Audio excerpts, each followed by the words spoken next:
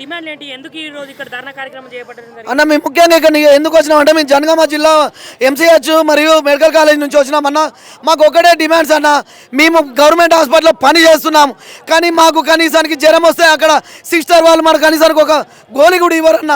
మాకు ఆరోగ్య భద్రత ఉండాలి, ఉద్యోగ భద్రత కావాలి. కనీస వేతనం 26,000 మాకు ఇచ్చే వరకు మేము ఊకోమన్నా. ఎందుకు మాకు 26,000 ఇవ్వకపోవడానికి కారణం ఏంది? మేము ఎందుకు అర్హులం కాదు? పేషెంట్లకు ప్రతి ఒక్క పని చేసేది మేము కాబట్టి. అదేవిధంగా మాకు డ్యూటీకి పోతుంటే వస్తుంటే దారిలో ఏమన్నా అయితే ఖచ్చితంగా 10 లక్షల ఎక్స్గ్రీవ్తో పాటు మా కుటుంబానికి సంబంధిత కుటుంబంలో ఎవరికైనా గవర్నమెంట్ ఉద్యోగం ఇవ్వాలి. అదేవిధంగా 4 లీవులు ఉన్నాయన్న. 4 లీవులతో పాటు ఇంకో 2 సీఎల్ ఇవ్వాలి. అదేవిధంగా మాకు డ్రెస్సింగ్ రూములు లేవు. అసలు హాస్పిటల్లో మహిళా కార్మికులు డ్రెస్సులు మార్చుకుందామంటే లేదు. చెట్ల కింద కూకొని అన్నం తినే పరిస్థితి. ఎన్ని గంటలు పని చేస్తున్నారు అన్న మా జనగామ జిల్లాలో మాత్రం దారుణము. ఎట్లా అంటే ఎంసీహెచ్ అనే హాస్పిటల్ ఉంటుంది, శానిటేషన్ వాళ్ళు పొద్దున 7:30కు వచ్చి సాయంత్రం 4:30 దాకా చేస్తారు. అదే రోజు ఒక 2 12 గంటలు చేస్తారు. అదేవిధంగా మన జనగామ జిల్లాలో స్టేషన్ గణపూర్ అని సిఎస్సి 30 బెడ్ ఉంటుంది. అక్కడ 1 సంవత్సరంన్నర వరకు అసలు లీవ్సే లేవు. 1 సంవత్సరంన్నర తర్వాత 2 లీవులు ఇచ్చారు. మొన్న 6 నెలల నుంచి 3 ఇచ్చారు. ఎవరైనా గట్టిగా ప్రశ్నిస్తే వాళ్ళను నిర్బంధం పెట్టడం, వాళ్ళని ఇబ్బంది పెట్టడం, పని ఒత్తిడి చూపెట్టడం ఇలా జరుగుతుందన్న. అన్న ముఖ్యంగా మీరు ప్రభుత్వానికే కానీ రేవంత్ రెడ్డి గారికే కానీ ఏమని చెప్పాలి అన్న? రేవంత్ రెడ్డి సార్కు దయచేసి చేతులు జోడి దండం పెట్టి చెప్తున్నాం ఏంటంటే మేము మమ్మల్ని కూడా గుర్తించండి. మేము sanitation, patient care, security, supervisors రాష్ట్ర వ్యాప్తంగా 17,000 మంది మేము పనిచేస్తున్నాము. ఇప్పటి వరకు మమ్మల్ని ఎవరు గుర్తించలేదు. మీరు ప్రజాపాలన, ప్రజాప్రభుత్వాన్ని మీరు చెప్పుకుంటూ ఉంటారు, మీరు పాలిస్తూ ఉన్నారు కాబట్టి ఖచ్చితంగా మమ్మల్ని గుర్తించి మాకు కనీస వేతనం 25,000 ఇవ్వాలని మేము డిమాండ్ చేస్తున్నాం సార్. నేను వరంగల్ నుంచి వచ్చినామన్నా. ఎంజిఎం హాస్పిటల్లో గత 20 సంవత్సరాల నుంచి నేను సెక్యూరిటీగా సేవలు అందిస్తున్నానన్నా. నేను కరోనా టైంలో కూడా ఎంతో సేవ చేసినామన్నా. మా దగ్గరికి ఆ రోజు అప్పుడు ఉన్న మన ముఖ్యమంత్రి కేసీఆర్ కూడా మా దగ్గరకు వచ్చిండు. ఈ ప్రభుత్వం అన్న చేస్తా అంటే ఈ ప్రభుత్వం కూడా అన్నీ ఇవాళ చేస్తాం రేపు చేస్తాం అనుకుంటా కాలం గడుపుతుండ్రన్న. మాది ఒకటే డిమాండ్ అన్న. సమాన వేతనానికి సమాన జీతం కావాలి, సమాన పనికి సమాన వేతనం కావాలి. నిత్యావసర వస్తువులు ఏది తీసుకున్నా కూడా అడ్డగోలుగా పెరుగుతాయి అన్న. మరి మా జీతాలు ఎందుకు పెడతారన్నా? మేము ఎందుకు బాగుపడద్దు? మేము కాదా? మేము మనుషులం కాదా? మమ్మల్ని ఎందుకు గుర్తించలేరు? మేము సేవ చేయట్లేదా? మేము పని చేయట్లేదా? ఒక ఎంప్లాయీకి 80,000 90,000 ఉన్నాయన్న గవర్నమెంట్ ఎంప్లాయీకి. దాంట్లో కనీసం సగం అయ్యమంటున్నాం కదా. మాకు గవర్నమెంట్ చెయ్యి, మాకు మీ ప్రభుత్వ నౌకర్లు మాకు కావాలని చెప్పి కొండగా కోరికలు కోరుకుంటలేమన్నా. మాకు సమాన పనికి సమాన వేతనం కావాలంటున్నాం. మినిమం స్కేల్ అన్న 26,000 ఇస్తే మా పాప బాబు ఓ ఫ్యామిలీ రోడ్డు మీద పడకుండా బతాం కదా అన్న. ఈ రోజు ఉన్న నిత్యావసర వస్తువులకు మేము ఎట్లా బతకాలన్నా? ఇంటి కిరాయిలు కానీ, కరెంటు బిల్లు కానీ ఏ విధంగా బతకాలా మేము చెప్పండి? ఇక మా తరము ఇట్లనే బానిసలాగా ఉండాలి. మాకు పుట్టేపేటలు కూడా బానిసలాగా బతకాలన్నా. మాకు కొండగా కోరికలు మాకు లేవా? మేము నలుగురితో బతకాలన్న ఆశ మాకు ఉండదా? చెప్పండి. అదే అన్న రాష్ట్ర ప్రజలందరికీ కోరుకునేది. ఇక్కడ ఉన్న ముఖ్యమంత్రి కానీ మంత్రివర్గులు కానీ కోరుకున్నది దయచేసి మా మీద దయ చూపండి. మాకు సమాన పనికి సమాన వేతనం చెల్లించండి. అదే నేను కోరుకున్నది ముఖ్యం. గత 20-25 సంవత్సరాల కాంచెల్లి ప్రభుత్వ హాస్పిటల్లో 3 విభాగాల కార్మికులకు పనిచేస్తున్నాము. ఇంతవరకు కనీస వేతనాలు అమలు కావట్లేదు.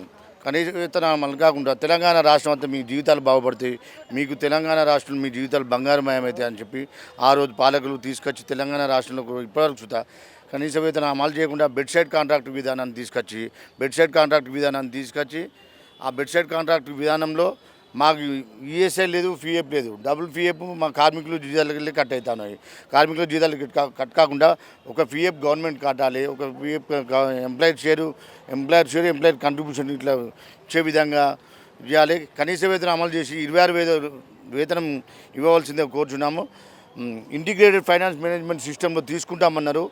కార్పొరేషన్ ఏర్పాటు చేస్తామన్నారు. కార్పొరేషన్ ఏర్పాటు చేయకపోగా ఇంటిగ్రేటెడ్ ఫైనాన్స్ మేనేజ్మెంట్ సిస్టమ్ తీసుకోకుండా ఇప్పుడు మళ్ళీ 75,000 ఇచ్చేది పోయి ఇప్పుడు 10,000 చేసి 10,000 మళ్ళీ 45 మంది నుంచి 60 మందిని తీసుకుంటా ఉంటాను.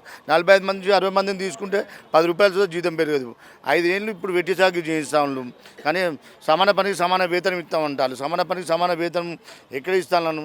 కనీసం ఈరోజు నిత్యావసర ధరలు ఆకాశాన్ని అంటుతాయి. మా జీవితాలు అట్టడుగు స్థాయిలో ఉన్నాయి. మా జీవితాలు దుర్భరమైన స్థితిలో ఉన్నాయి. కావున సమాన పనికి సమాన వేతనం ఇచ్చి సో ఇక్కడ సంబంధించినటువంటి ఒక మహిళ మనతో పాటు ఉన్నారు. అమ్మ నమస్తే. నమస్తే సార్, మేము జగిత్యాల డిస్ట్రిక్ట్ నుంచి వచ్చినాం. మేము ఎంసీఎస్లో పనిచేస్తున్నాము. మేము ఫస్ట్ కాంట్రాక్ట్ ఉన్నప్పుడు మాకు 15,600 ఇస్తామని మాకు కాంట్రాక్ట్లో ఉద్యోగాల భద్రత కోసం తీసుకున్నారు. కనీసం వేతనం మాకు 10,000 ఇచ్చారు ఒక సంవత్సరం పాటు.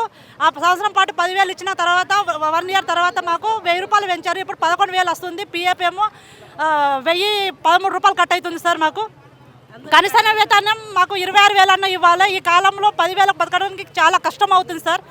రోజు మాకు వీక్లీ ఆఫ్లు కూడా 6 ఇవ్వాలని మేము కోరుకుంటున్నాం సార్. హాస్పిటల్ చేస్తున్నాం.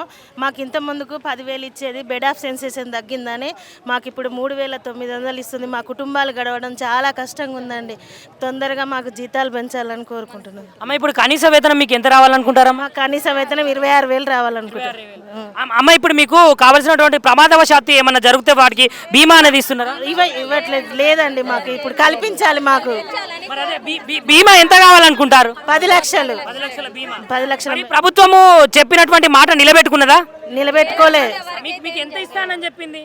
15,600. 15,600 ఇస్తా అని చెప్పి ఇవ్వలేదు. మరి మీ డిమాండ్లు అన్నీ ఏంటి?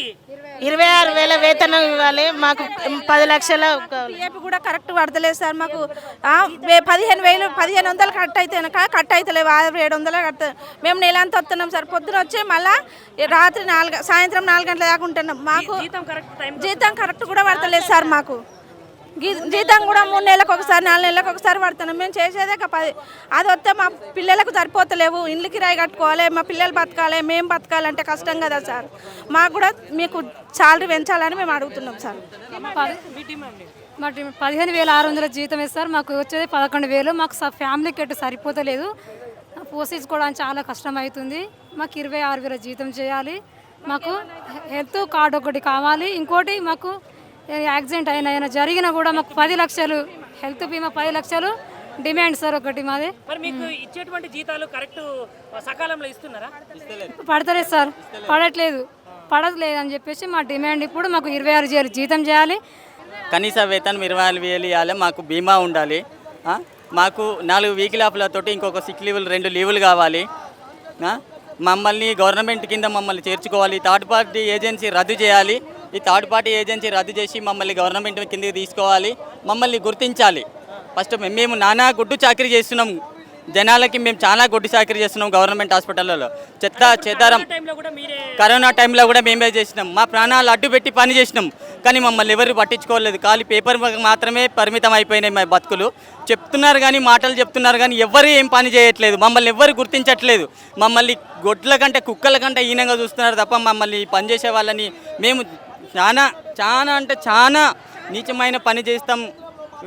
వేస్ట్ పనులన్నీ చేస్తాం. కానీ మమ్మల్ని ఎవరు పట్టించుకోవట్లేదు. మాకు గుర్తించట్లేదు. మా లేడీస్కి మాతో పాటు చేసే ఆడపడుచులకి అక్కలకి చెల్లెలకి వాష్రూమ్స్ లేవు, డ్రెస్ చేంజింగ్ రూమ్స్ లేవు, తినడానికి ప్లేస్ లేదు. ఏంటన్నా మెట్ల కింద కూర్చొని తినాలి, ర్యాంపుల మీద కూర్చొని తినాలి, చెట్ల కింద కూర్చొని తినాలి తప్ప అట్లాంటి మాకు సౌకర్యం ఏం లేదు. మమ్మల్ని గవర్నమెంట్ ఎంప్లాయీస్తో సహా మమ్మల్ని కూడా గుర్తించాలని ఈ గవర్నమెంట్కి మేము మనవి చేస్తున్నాం. ఇంకొక విషయం, ఇప్పుడు ఈ సీఎం రేవంత్ రెడ్డి గారిని కానీ లేదంటే ప్రభుత్వాన్ని కానీ ముఖ్యంగా మీరు ఏం డిమాండ్ చేయదలుచుకున్నారు? మాకు ముఖ్యంగా 26,000 జీతం ఇవ్వాలి. థర్డ్ పార్టీ ఏజెన్సీలు మొత్తం రద్దు చేసి మమ్మల్ని కూడా గవర్నమెంట్ కిందకి చేర్చుకోవాలి. అంటే ఇప్పుడు మీకు ఇచ్చేటువంటి జీతాలు నేరుగా మీ అకౌంట్లో పడుతున్నాయా, వేరే వాళ్ళు ఇస్తున్నారా? అది థర్డ్ కాంట్రాక్ట్ ఏజెన్సీకి శాలరీ వాళ్ళు బడ్జెట్ ఇస్తే ఆ బడ్జెట్ ఇచ్చిన తర్వాత మాకు ఏ టైంకు వచ్చేది తెలియదు. సకాలంలో రావు. ఒక నెల జీతం వాళ్ళ మీదనే ఉంటుంది. ఒక నెల జీతం లాస్ట్ నెలాఖరులను 3 నెలలకు ఒకసారి 4 నెలలకు ఒకసారి మాకు జీతాలు వస్తున్నాయి. మధ్యలో ఏజెన్సీ వాళ్ళు మా ఏజెన్సీని అడిగితే మాకు బడ్జెట్ రాలేదంటారు. ఎవరిని అడగాలో తెలియదు. సూపరింటెండెంట్ దగ్గరికి వెళ్తే మాకు తెలియదు అంటారు. ప్రిన్సిపాల్ దగ్గరికి వెళ్తే మాకు తెలియదు అంటారు. అసలు మాకు దిక్కు ధీమా అనేది ఎవరు లేకుండా పోయారు. ఆ ఏజెన్సీ ఎవరో కూడా మాకు తెలియదు. జనగామ జిల్లాలో ఆ ఏజెన్సీ పర్సన్ ఎక్కడ ఉంటాడో కూడా తెలియదు. కాబట్టి మేము దయచేసి సీఎం సార్ని రిక్వెస్ట్ చేసేది ఏంటంటే మాకు కనీస వేతనం 26,000 ఇవ్వాలి. మా అక్క చెల్లెళ్లకు ఆడపడుచులకు భద్రత కావాలి. మాకు 10 లక్షల బీమా, మాకు ఏదైనా మా కుటుంబంలో ఏం జరిగినా కానీ మాకు 10 లక్షల బీమా ఇవ్వాలి. మమ్మల్ని ఏజెన్సీలు మొత్తం రద్దు చేసి మమ్మల్ని గవర్నమెంట్ కింద గుర్తించాలి.